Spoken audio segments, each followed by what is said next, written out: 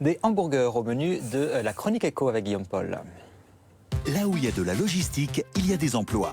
Regardez les rendez-vous de l'écho avec Indeed.com, site mondial de recherche d'emploi.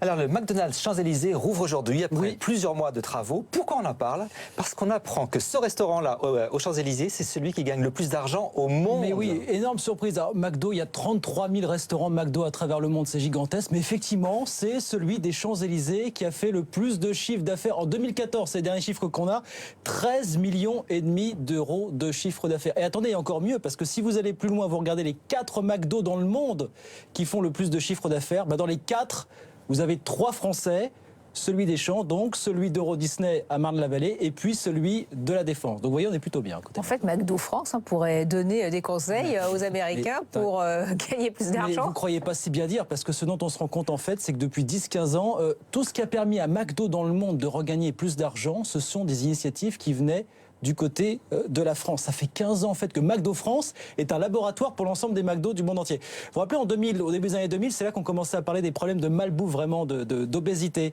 Et McDonald's incarnait un petit peu cette malbouffe. Vous vous souvenez de ce film Super Size Me où un Américain mangeait matin, midi et soir au McDo pendant un mois, il prenait 11 kilos, un taux de cholestérol qui s'envolait. Bon, c'est un peu exagéré, mais c'est vrai que ça fait beaucoup de mal à McDo, dont les ventes ont commencé à baisser.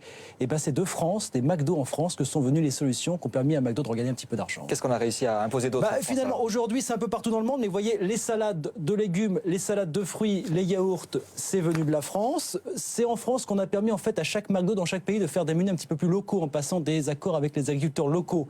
Le café et le thé, par exemple, ça vient de McDo France. Vous voyez, il y a tout un tas d'efforts qui ont été faits sur la nutrition et qui ont permis à McDo, après des années difficiles, de remonter la pente. Tout ça, c'est venu de la France. Vive les Français et les French fries. Vive McDo.